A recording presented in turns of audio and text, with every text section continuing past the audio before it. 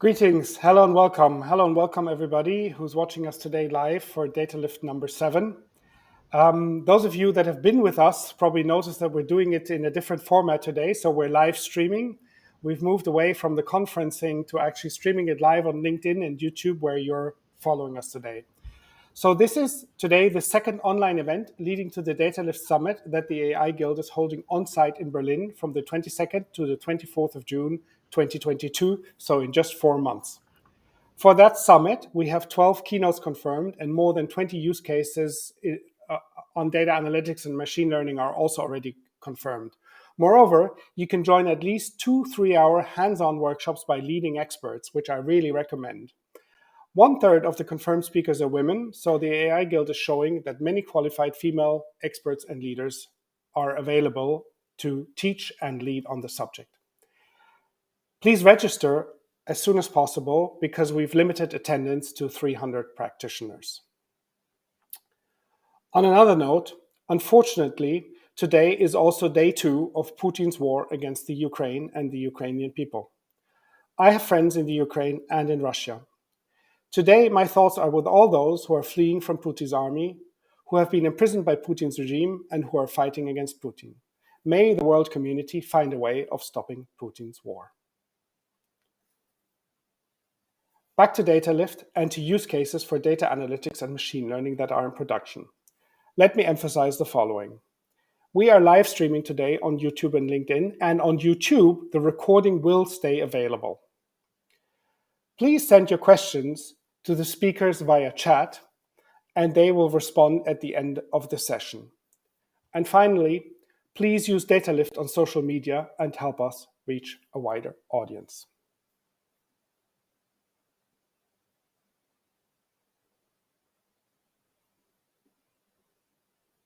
Dânia, you're on mute. Yes, thank you. Hi, thank you all that have joined us this morning and welcome to Datalift number 7. Our 60-minute session has 2 parts. First, we'll hear the use case from Sarbani Maiti, AVP, ML, and Cloud at MagicFinServ. She'll talk about how to implement and deploy a fraud detection with machine learning. What are the components of a secure and compliant ML workflow? How does the architecture of a fraud detection system look like in AWS? Second, you will hear from Nava Levy, AIML developer advocate at Redis. She'll talk about FeatureStores and their pivotal role in deploying real-time AI. What are the challenges in real-time AI-based use cases? What are the role of FeatureStores for machine learning? Thank you to both of them and to the AI Guild members who are presenting and moderating each session.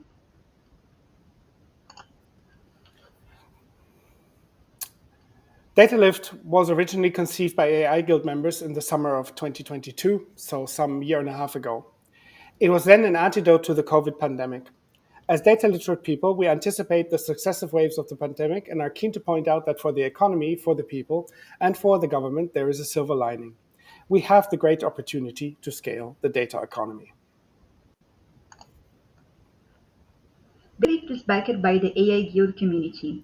Today, we are over 1,300 members and counting. We are the practitioners, the professionals advancing data analytics and machine learning every day.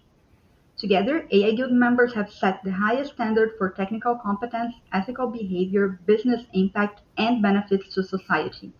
It's the AI Guild accreditation. Today, the presentations and discussions show you the potential of the AI Guild. If you're not a member but would like to be one, apply to join at theguild.ai. The membership is for free.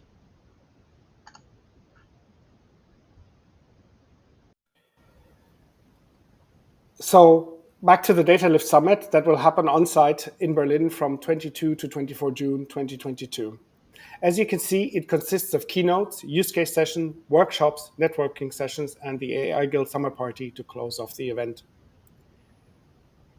What we would like to do today is to give you a chance to sign up for the event already, and you will find in your inbox an exclusive code to buy your ticket with a 20% discount that is valid for the next 10 days, and the code is Datalift number 7. By the way, the event has a no risk refund policy.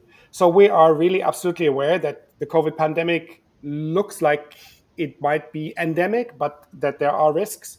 So you can ask for a full refund until the 21st of May, 2022. The Datalift Summit is a unique opportunity to get together, share knowledge and inspiration, and to encounter new opportunities. It's the place to share your ideas with the leaders and experts in the field. Yes, and here in the slide you can see some of the first Datalift Summit speakers that made it. There is an international lineup and the emerging agenda. And then for today, we would like to introduce everyone that is going to present and moderate the use cases.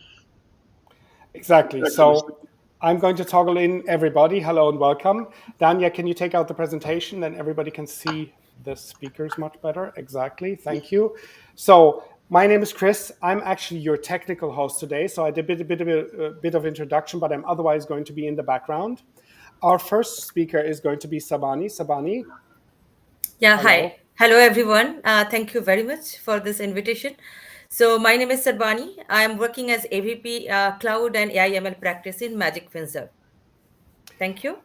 Thank you, Sarbani. Sarbani will be moderated by Dânia. Hi everyone, I am Dânia.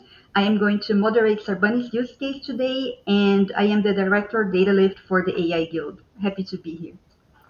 Our second presentation is by Nava. Hello, Nava. Hi, I'm Nava Levy. I'm AIML developer advocate at Redis, and I'm really super excited to be here. And her session will be moderated by Kristian. Hello, Kristian. Hi, I'm Kristian. I'm a Python data science trainer and author, and happy to be around. Thank you very much to all of you for being here and making Datalift number 7 happen. I'm now going to toggle myself off and toggle off Kristian and Nava as well, who will come back later, and hand the camera over to Dânia and Sarbani. Enjoy the next 25 minutes. Thank you.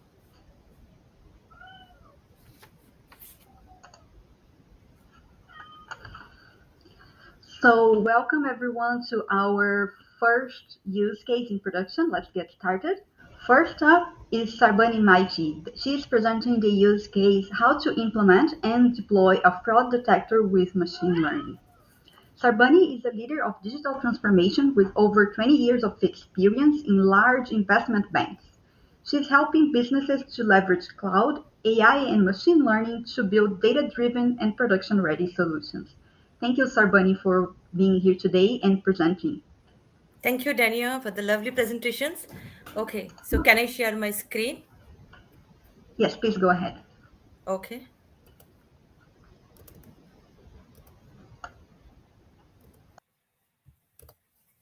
Okay, hello everyone. I'm Sarbani. In today's session, I'm going to talk about fraud detector using machine learning. Fraud detection is a very common technique in financial domain. I'm sorry to interrupt you, Sarbani. Can you go to presentation mode, please, so we can see full screen? Sure. Yes, thank you. Yeah. Okay. So fraud detection is a very common technique in the financial domain. There are various kind of fraud detections. Credit card fraud. We also kind of having different kind of banking transactional fraud, insurance claim related fraud, etc. The standard way of detecting fraud is the rule-based technique, where we apply the rules on the various kind of transactions. We collect the historical data, and then we try to apply those rules in our day-to-day transaction. But there are a lot of challenges with the rule-based fraud detection model. What are the challenges? Static handcrafted rules, which is really a bug prone, and sometimes the code becomes very complicated. It is always behind the security threats, which are dynamic in nature. Every day in the market, various kind of new threats are coming, and it is really difficult to cope up with the changes and make changes in the code when it is handwritten. It cannot be scaled. So the solution is here, the machine learning. We have built a fraud detection model using machine learning solution. The benefit of this solution is this is dynamic in nature, this is real time, self improving, maintainable, scalable. Let's look at machine learning lifecycle at a very high level. There are various stages: data collection, data cleaning, feature engineering, train model, evaluating the model, model tuning, model selection, and deployment. When we need to build such solution in production, we need to deploy all the life cycles which are integrated with each other. And the entire system is part of the organizational enterprise IT solution and the existing business system. In such scenarios, this becomes extremely important that we follow the three major aspects: availability, scalability, and security. When the model is deployed in production, it has to be available and it has to be running with the desired performance in the production. Onboarding the right kind of tools and techniques are really important to be easy to adopt, and it has to be it has to be compliant as per the change management policy of the organization. Maintenance and reusability of the tools and models are important, as well as tracking, monitoring, alerting, feedback loop, and other important aspects of the model in production are quite important too. Models must support the automatic scaling in production. Auto scaling dynamically adjusts the number of instances provisioned for a model. When the workload increases, auto scaling mechanism automatically provision the higher configured instances in the system, and it balances the load. Once the load goes down, it automatically brings down the higher configuration to the lower configuration, which is effectively save a lot of money. Security. This is the very important aspect in the production. The model has to be compliant as per the regulatory instruction and requirement for that particular industry. We have to create the environment which is having at least the least privilege access to the sensitive data. Data must be protected and encrypted. Audit trace activity must be logged properly in the audit and lineage register. With all these areas in place, a model in production is very important in terms of selecting the right kind of infrastructure, tools, and technologies. Here we have used a cloud-based ML solution. We are using AWS SageMaker. This is a purpose-built machine learning platform with a wide range of capabilities. SageMaker provides several built-in machine learning algorithms which are inbuilt within SageMaker, as well as we are free to bring our own container, or we can write down the script and then it can be deployed in the SageMaker container. In this particular model solution, I'm going to use an inbuilt XGBoost estimator, which is already available in AWS SageMaker. Let's look at how did we implement various security and compliance factors in this particular solution using SageMaker. First one is the compute and network isolation. This has been deployed using SageMaker within a VPC without internet access. We have also deployed a couple of subnet, NAT gateway, and security groups. Authentication and authorizations are achieved through AWS IAM framework. Artifact management has been done using a private Git integration, lifecycle configuration, and versioning. Data encryption is achieved data at rest as well as data at motion by using AWS managed encryption service. Traceability, auditability, we have done this by using a particular audit process for all the API calls. We have also used model registry, CloudWatch for monitoring and registration of all the model artifacts. We are going to see all this aspect in the current AWS solution, what I'm going to show in a minute. Then sixth one is that explainability and interpretability. AWS SageMaker is offering an excellent tool, Clarify, which is used to detect the bias as well as build an explainable model. Real-time model monitoring is done through AWS CloudWatch, as well as we are also using reproduce. We are also going to reproduce the model and result based on the saved artifacts, which are saved in the model registry.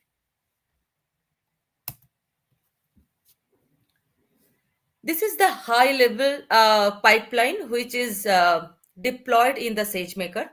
There are three different modules: data prep, train and tune, and deploy monitor. Extreme left, the data preparation module is implemented by one notebook that is called, let's say, Notebook 1.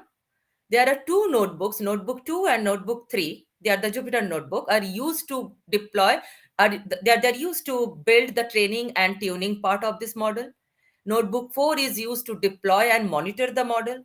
Notebook 5 is the final model, which is built to provide an end-to-end pipeline consolidating all three modules so that we can automate once all the modules are built. These are the high-level activities which are written in different notebooks. In Notebook 1, we have created a data preparation module by using Data Wrangler. Data Wrangler is a SageMaker resource which is used to pre-process, clean, and we also can apply different kind of transformation rule in a visual interface. We'll look at it in a minute as well. Then Notebook 2 is used to train the first model by using XGBoost, the inbuilt algorithm. Then we have used the Clarify to detect the bias in the post-trained model, and we created a bias report.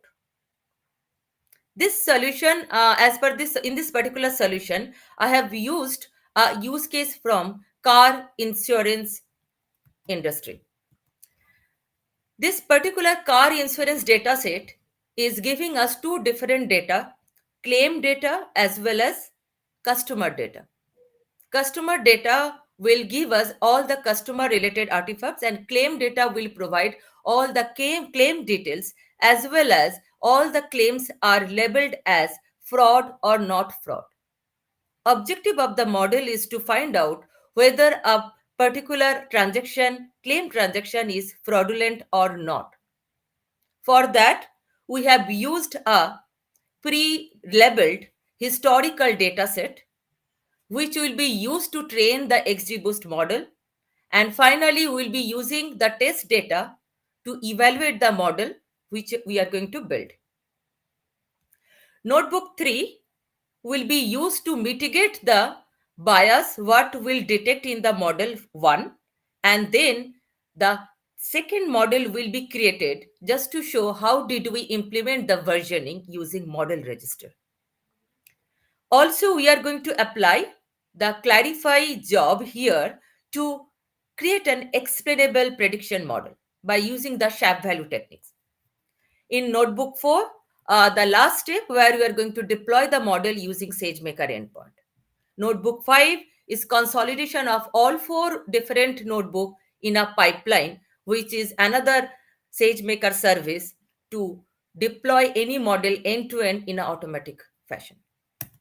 Okay, this is the AWS architecture. Let me quickly go to my AWS interface where I'm going to show you the code directly.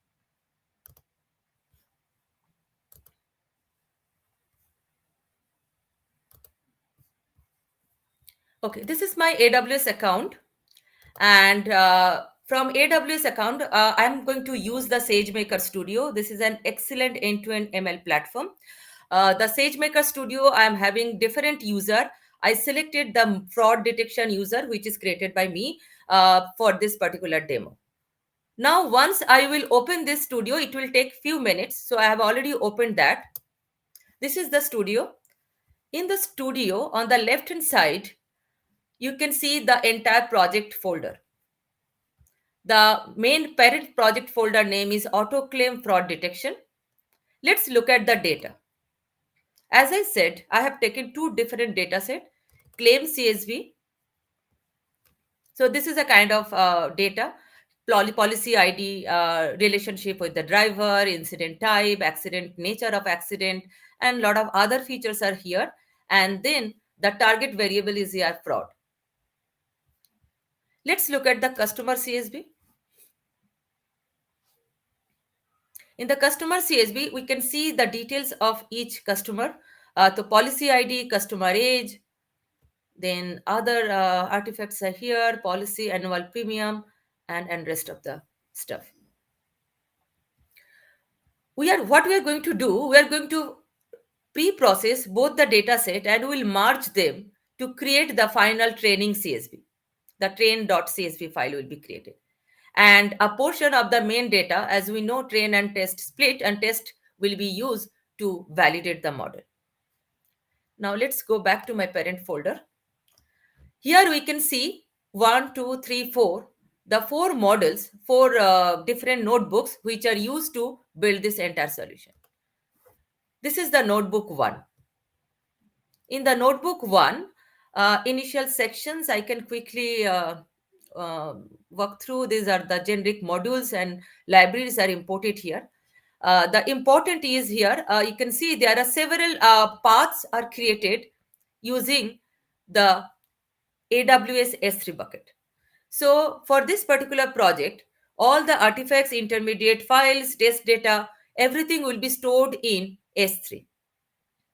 Feature extracted will be stored in the feature store, and model and code artifacts will be stored in module registry. But they all have the copy stored in S3 as well.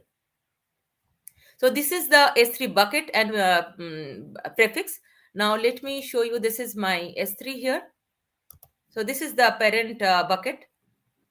Within this bucket, I have created the particular folder.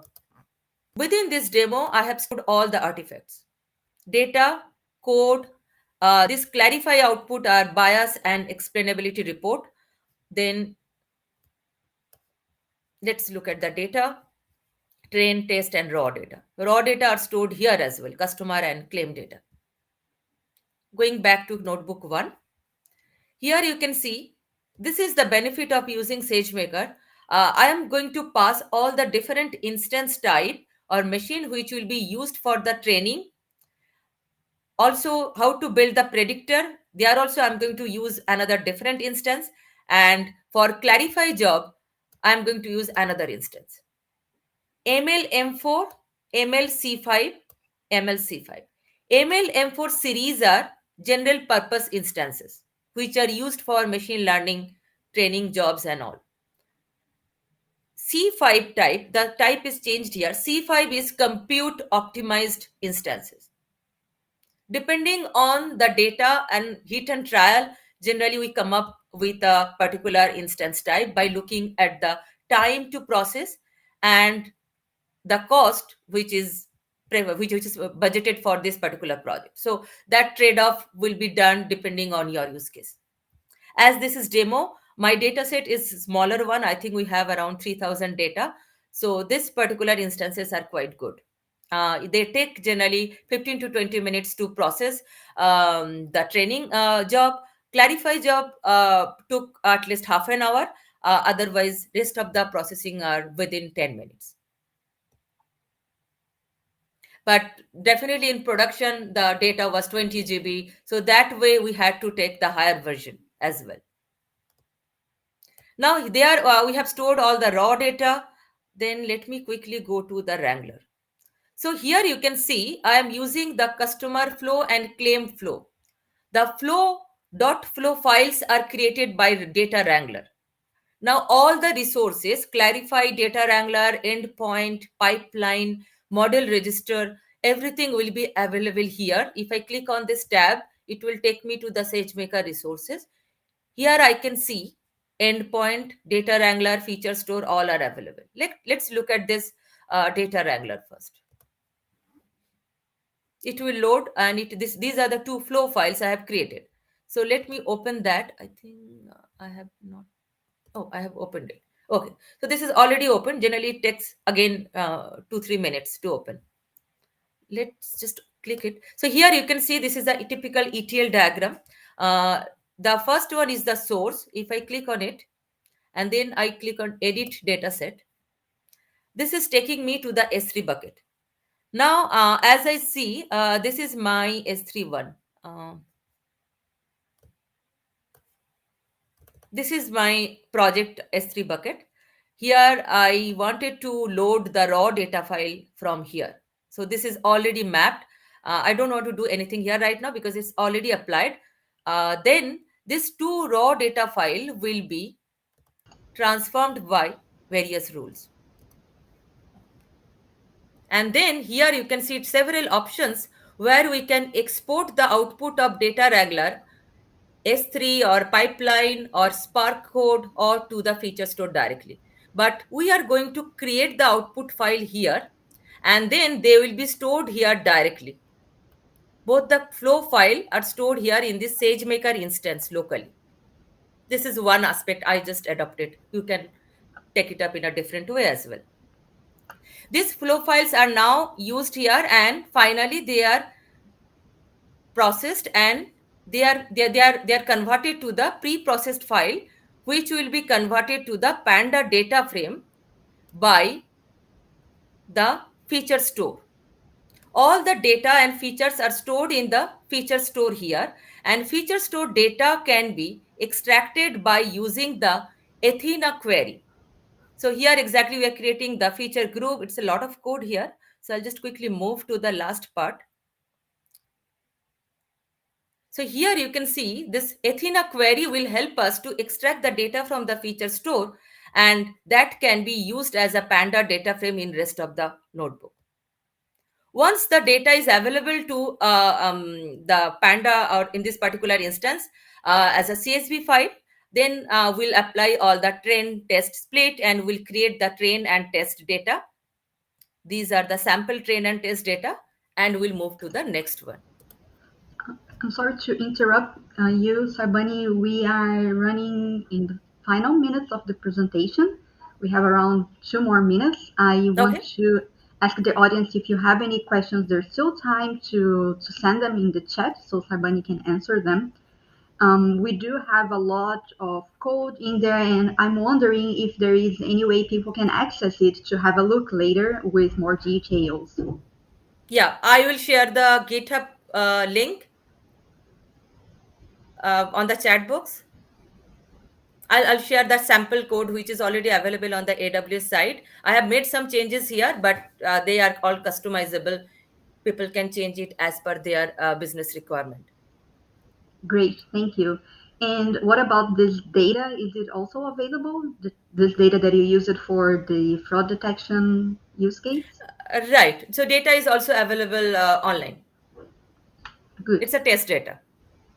Yes, then I think people also, after the presentation, will have more time. They can access the resources and check it in details. But I have to say, I like very much when you showed that you have very organized workflow. So you have 4 different notebooks, and then you have a 5th one that is building the entire pipeline. Sure. Maybe if we have a bit of time, yes, I see that you have some plots there to show. Yeah. I just want to talk about one thing, right? So then there is an excellent capability in SageMaker Clarify through which we can detect the bias in the pre-train and post-train data, as well as we can create an explainability report. I can quickly just go over. Once we'll run the notebook 2 and 3, that will create this bias report. You can clearly see this is showing there is a data is imbalance. So this imbalance can be mitigated by using the SMOTE technique as per the general data science rule. And the second model, after the mitigation, we can create the report. And here we can see oversampled technique is giving us a 50%, both the data set with fraud and non. We just checked the one here with 0, non-fraud, but we can see 0 and 1 are equally divided after applying the SMOTE technique. And this can be achieved by apply, clarify, and we can create this report, which will be easy for the business people it's very easy for them to understand what we are doing technically. As you see, there are a lot of code. It's very difficult to understand. I mean, business people, it is a lot of things for them, and we are not expected them to understand. So this kind of reporting techniques are really good. And another report I want to show here, explainability technique. Like we have used the clarify SHAP algorithm, and we can show what are the top 3 or 4 predictors or influencing features which have the maximum influence on the output prediction. Here you can see these are the top feature, like customer gendered female has a lot of influence on the predictive output. Like if we want to predict the level 0, this particular features has a lot of influence. So this kind of graphs or explainability help us to achieve a lot of trust on the particular model, so that we can give a explainable model prediction which will be easy to understand. Thank you. Thank you very much, Thank you. Sarbani. I think we have a lot of information there also available in the report, which is very good when we want to create this transparency and create trust in the models before they go to production. Yeah. Thank you very much for your presentation. Thank you all. Thank you so much. So thank you to Dânia and thank you to Sarbani. I'm now going to toggle on Kristian and Nava for the next round. Hello, Kristian, and hello, Nava. And Hello. I'm going to toggle the rest of us off so that you can continue and the stage is yours. Enjoy. Awesome. So it's my pleasure to present our second speaker, Nava Levy. Nava is an AI ML dev advocate at Redis, which many of you probably know. She's also a mentor at the Mars Challenge Accelerator and founded the edtech venture LearGo. Redis is the company behind both the open source Redis, the super fast in-memory database, as well as the commercial version Redis Enterprise that also works in real time. Both Redis and Redis Enterprise are being increasingly used in machine learning for caching, messaging, fast data ingestion, semantic search, and online feature stores, which I think we are going to hear more about today. So please welcome Nava Levy for the pivotal role of feature stores in deploying real-time AI. Welcome, Nava. Thank you, Kristian, for the nice introduction. So, as Kristian said, I'm Nava Levy, and I'm here to talk about real-time AI and the role of FeatureStore. So, without further ado, let's begin. So, here you can see prevalent use cases for AI and machine learning in production. So, we have the fraud detection, what Sarbani talked about just now, but many other use cases applying for many industries, if it's healthcare, with medical diagnosis, and if it's fintech, not just fraud detection, but loan approval and entertainment, video recommendation, manufacture and visual inspection, and predictive maintenance, and many, many more. And all of them are really transforming whole industries. And we see that over the years, the value is growing and they are becoming real-time and more mission critical. And what do we mean when we say real-time AI ML? So some people refer to these different things. Here I'm going to clarify what we mean. So serving prediction in real time upon receiving an online request from an operational system or an app or a website as the user interacts with the mobile, for instance, applications, or as he executes a transaction or a search. Using fresh, live, real-time data, so not data that is already stale, maybe from minutes ago or a day ago, but fresh, live data from streaming sources and real-time sources, such as the mobile location and the sensors from IoT and the clickstream and so forth. And doing it extremely fast with a very low latency. So what do we mean by how fast is fast in real time? So let's look at the evolution of fraud detection. So I worked 10 years ago in a fraud detection company, and as Sarbani said, it was mostly rule-based and batch scoring, maybe once every few days, maybe 24 hours, and then it moved to batch scoring with a window that is shorter, and added machine learning, and before that, big data. And then 2-3 years ago, we saw that those use cases are becoming real time, and the range of real time is from 200 milliseconds to 12 seconds. So I actually saw a company in fintech that showed a use case that they moved fraud detection and money laundering use case from 40 minutes to 12 seconds. So it's a huge improvement. It's 2 orders of magnitude, or more than 2 orders of magnitude. And this is basically when you move from fraud detection to fraud prevention. And so the value is much, much higher. And really the ROI here was, I think, a return on investment in 3 months. But still 12 seconds is a long time, and even 200 milliseconds, and lots of damage can be done by fraudsters. So today, real-time fraud detection use cases are between 50 to 200 milliseconds, and they are integrated into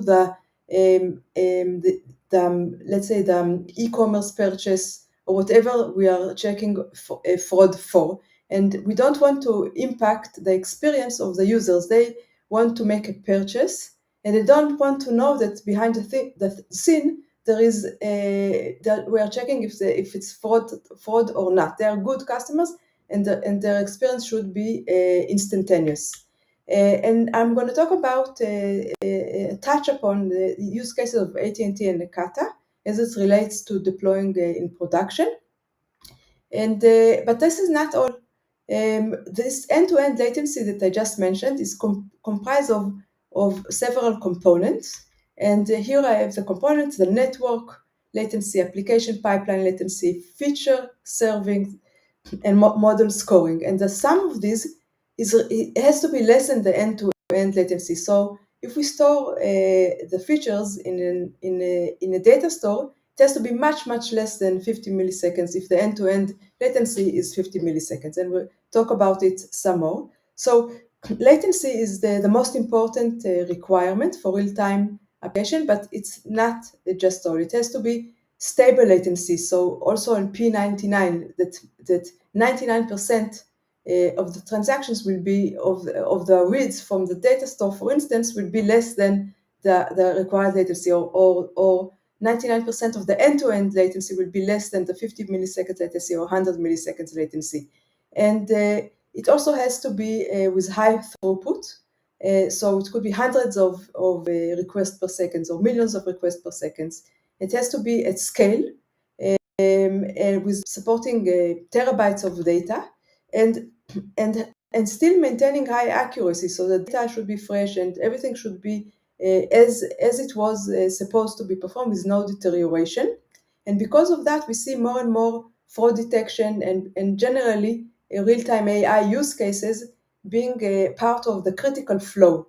And when it's part of the critical flow, it has to be very available, no downtime, and it has to be highly persistent as a primary database, for instance, for FeatureStore, so that we won't lose any data. And it has to be easy to manage and scale. And also when you scale, it has to be cost effective, because the potential for saving could be pretty substantial in high scale. And lastly, when you want to reduce the network latency, and for regulation purposes, you may want it to be globally distributed, so it will be closer to the customer. And so it's no wonder that companies find that deploying real-time AIML is hard and complex. So it's not just about the accuracy from a data scientist perspective, but it's also all these operational requirements that are very, very important. So we see that some statistics, that 22% of companies using machine learning, only 22% have successfully deployed a model.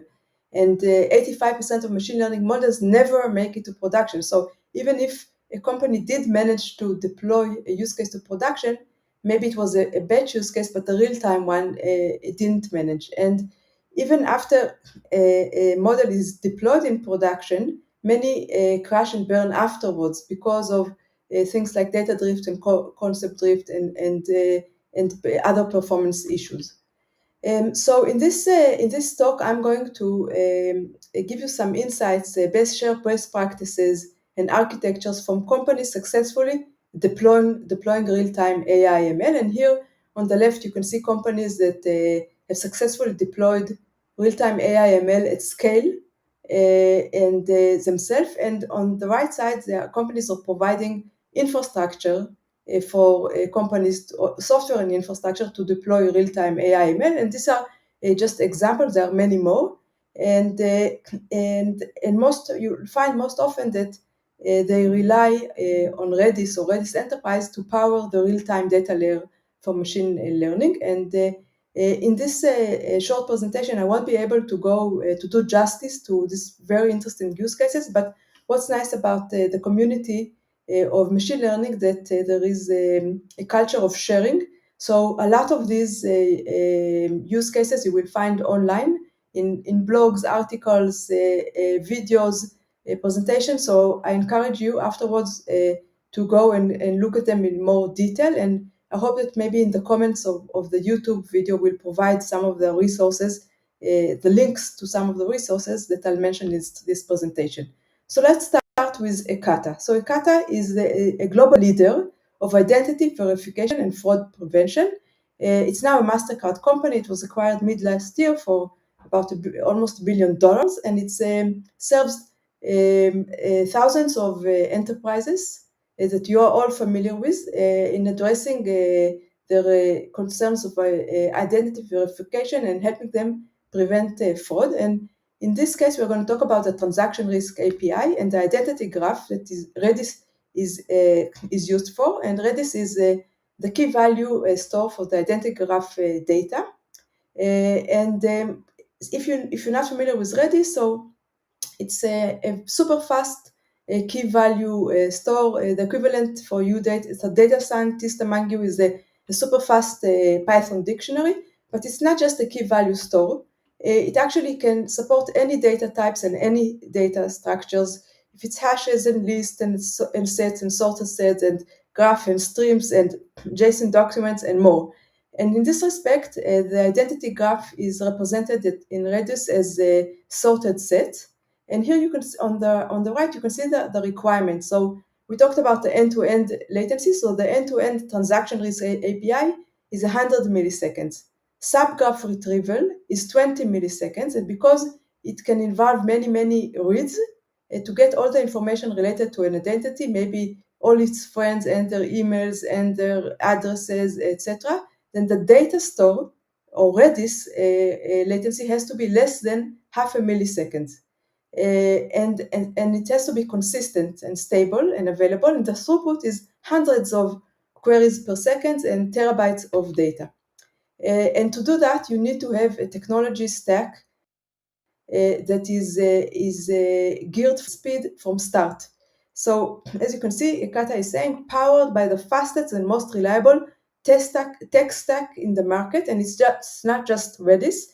Redis is just one component, the identity graph, but really you need to have a tech stack that is built from speed, from bottoms up, and to scale for any low latency, high volume model requirements, and provide low friction, sub-second identity verification data to very good customers, while segmenting, the questionable ones. And here we have another case study of AT&T, and I'm sure you're all familiar with AT&T. And here the end-to-end latency is 50 milliseconds for the model online scoring. The data inputs for the model are stored in Redis, and the requirements are, again, lightning fast, high scalability, high availability. And if we look at the data pipeline for real-time AI/ML, so it's not just the latency of the data store, it's also about other. So if the feature engineering with the data sources are streaming sources or batch sources, so streaming sources would be server logs, IoT sensors, click streams, transaction streams, and or batch sources. Now for batch sources, it's done, the feature engineering is done periodically, maybe once a day, once a week, once an hour. The latency isn't critical here, of course, and for streaming sources, it's very critical. So you have to have a mature streaming pipeline in place for the streaming transport, for the streaming processing, and what you choose has effect, and you have to measure to make sure you choose the most optimal one. And how you do it, are you going to do it in a per event or per mini batch or batch? It also has an effect. For the feature serving, extracting the data inputs from the in-memory fast data store also has an effect. Feast, which is the most popular open source feature store, has published benchmarks, and I encourage you to go and read them. And they showed that, at least for them, the Java server was much faster compared to the Python server. Now, it doesn't mean that it will be always like that, but really it's all about measuring and choosing what's best for you. And finally, for the inference engine, what inference server are you selecting? Are you using accelerators, GPU? Is the model optimal? Maybe it can be smaller. There are many techniques of reducing the latency there as well. But what we found that is super critical and has a lot of room for improvements, otherwise it's a bottleneck, is the store that stores the features or the data inputs for online inference.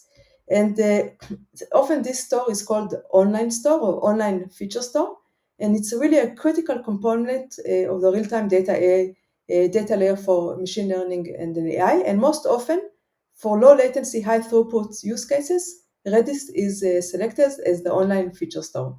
And why is that? So, as I said, culture of sharing. We are lucky that our users are publishing, are measuring, and then sharing those benchmarks with the community. So for Uber, they started in 2017 with Cassandra, and as the use cases became more real time and higher scale, they found that for some data sets, Cassandra wasn't cost effective. So for those data sets, they moved, or feature set, they moved to Redis. This is a recent presentation that they gave from a few months ago. This is Feast, again, a benchmark that I did compared to DynamoDB and Datastore and Redis for high scale use cases was by far the most performant. Tekton did this is just from this month, from February, did a benchmark, and they shared it in the Apply meetup recently, where they compared a high throughput use case of 200,000 reads per second. And as you can see here, Redis is by far more performant, both on the P50 and P99, but maybe even more pronounced that it also was 14 times more cost effective. And DoorDash published an article where they showed the benchmarks results that they did of Redis with 4 other key value stores, and found that Redis was not only the most performant, but also the most cost efficient solution. So if we're talking about DoorDash, so in one of their presentations, they showed their online store or online feature store is part of an entity that is called a feature store, and it includes both an offline store and an online store. And this entity, feature store, is emerging as a new logical component, and it's becoming the cornerstone of machine learning operations. And so let's see what it is and why is it becoming the cornerstone of machine learning operations. So other than the storage and materialization layer of computing the features and materializing the features in the storage, the offline and the online storage, there is also the management layer where the features are registered and the transformation logic is defined, and the monitoring of the features, if there is a data drift, is done. And we see that over time, more and more features are added, capabilities are added to the feature store. So what is the offline feature store used for? It's for training and batch prediction, and it stores static and historical data. In the online feature store, we already established it's for online predictions and inference, and it stores the latest features values. And for the online store is most often Redis, and the offline, because there is no issue with latency, then any of these options, Amazon Redshift, S3, Snowflake, Google BigQuery, SQL Azure are very good choices for offline feature store. And in terms of the objectives of a feature store, so the first objective, serving features for real time, we already talked about with low latency.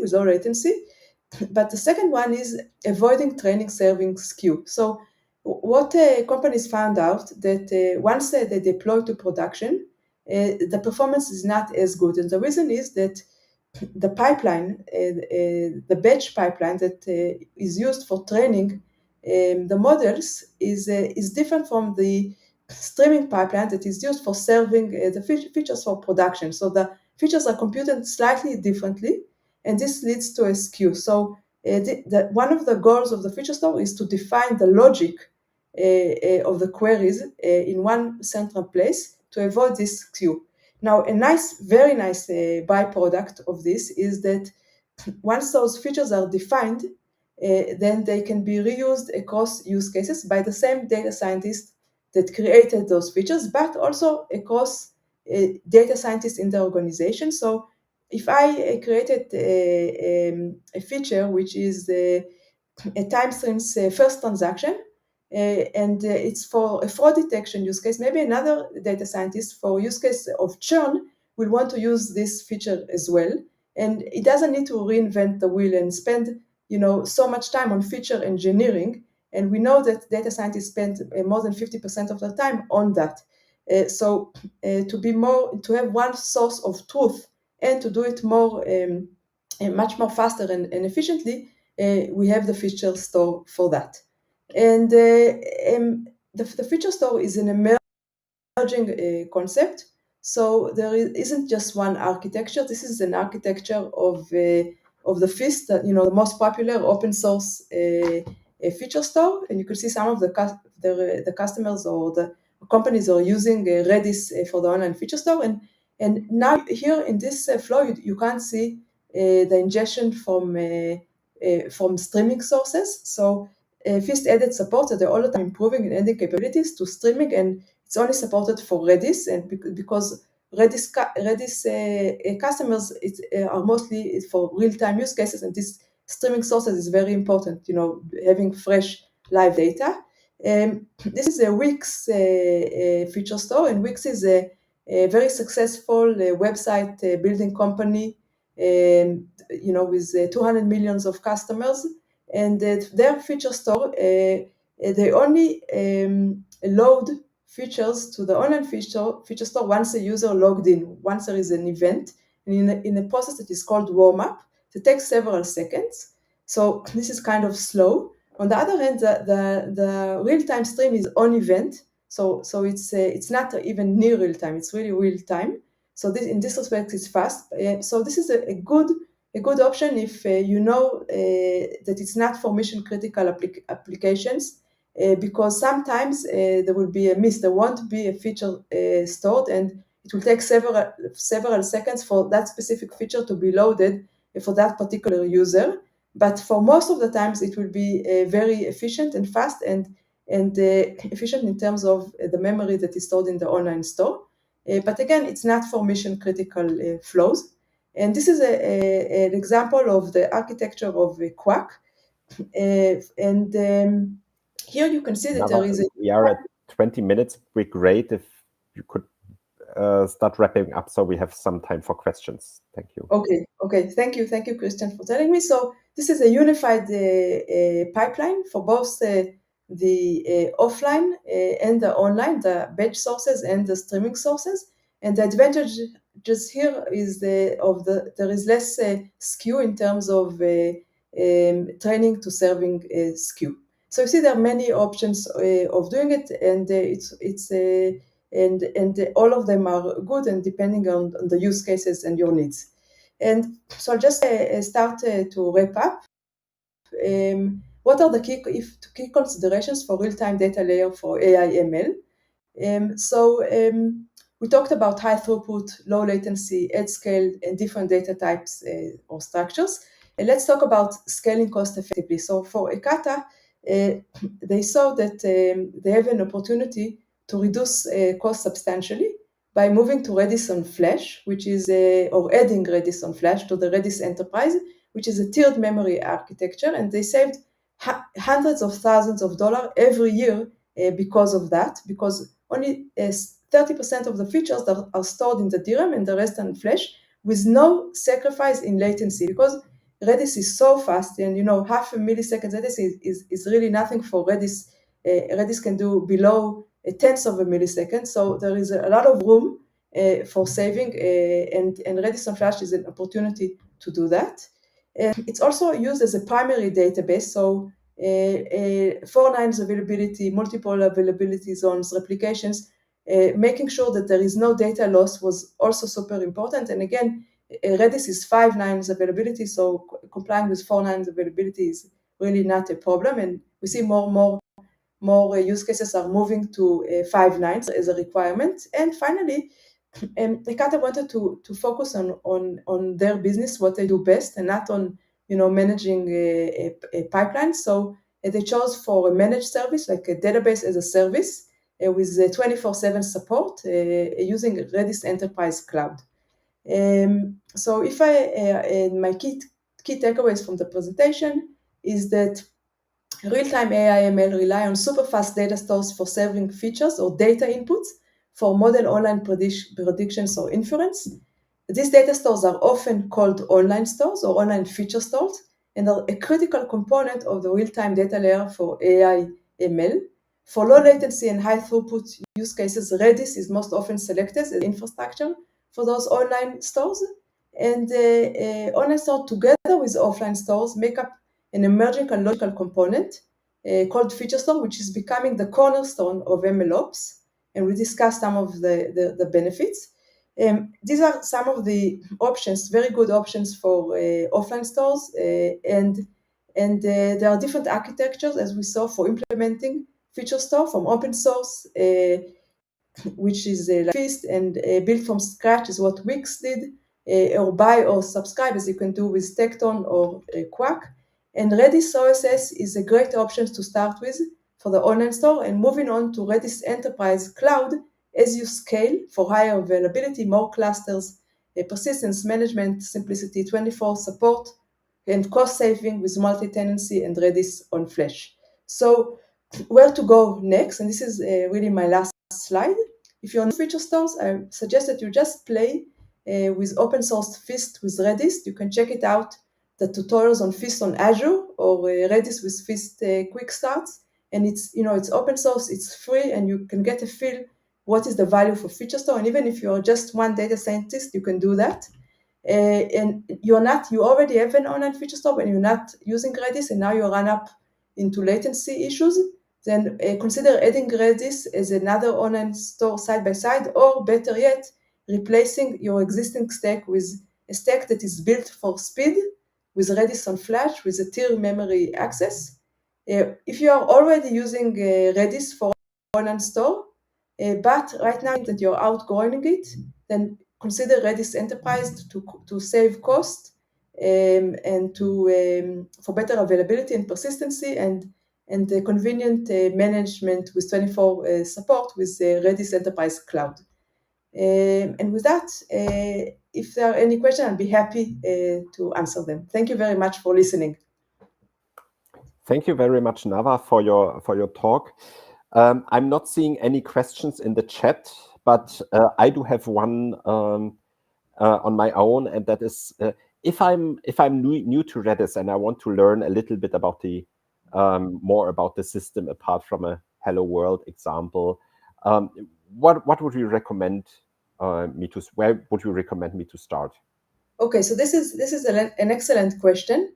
So for Redis in general, we have many resources on the website. There is also Redis University, which you can get trained and get certifications, and you have courses there for everything that you might want to know. You can also reach out to me. You have my email, and I can direct you to the relevant people who can get you started. You can talk to a solution architect, and I can refer you to some of the resources that I just mentioned now. Okay, I have another one Okay. before we wrap up, because I still don't see questions in the chat box. Like, if I do not depend on this very low latency that you very impressively described in your talk, and let's say I can add one order of magnitude, I have time where Redis would compete with other solutions, let's say a normal Postgres instance. What do you think? What make Redis still a great solution for making features available for machine learning models? Okay, so first of all, if you're not doing online predictions, and you're just doing batch predictions, then there are the offline stores that I mentioned. If you are doing real time and you want a feature store that is future proof, and you don't want to incur technical debt or taxes, then I would suggest start with Redis from start. It's an open source solution, so you don't have to immediately incur really any cost. And this way, you will already have a stack that is ready for the future. Now, if you start, let's say, with the devil that you know a different data store, and you start with it, and over time you will see that even if you don't depend on such high latency requirements, but you have a high throughput, okay, you will still be most cost effective with Redis. So Redis isn't just for the lowest low latency; it's also for high throughput. Okay, either of those cases will basically Redis will be the most performant, is the more cost effective. Now, even if you don't have a high throughput and a low latency, I would still suggest to go with, for instance, Redis on Flash, because in the future, maybe it will be in half a year from today or a year from today, you are going to add a low latency use case. And the last thing that you want is to manage two online stores side by side. You don't want to complicate your architecture and incur a technical debt as a result. You might be much better off with a single store that is simple and easy to use. I get that I would want to have one system that does everything. Thank you very much, Nava. Thanks much for sharing your talk. And with that, I would like to give back to Chris. Yes, thank you indeed, Kristian, for moderating this session. Thank you, Nava Levy, for being with us today. We've reached the end of our hour, so I'm going to now move to the outro mode. I thank everybody who's attending today. If you're watching later, I hope you've enjoyed it. And we'll see you for the Datalift Summit in Berlin live in June, if you like. Hello, Dânia. And then we will be continuing the Datalift event series beyond that, of course, so there'll be more to come. Thank you again, everybody, for being here. And bye for now. Thank you. Bye-bye.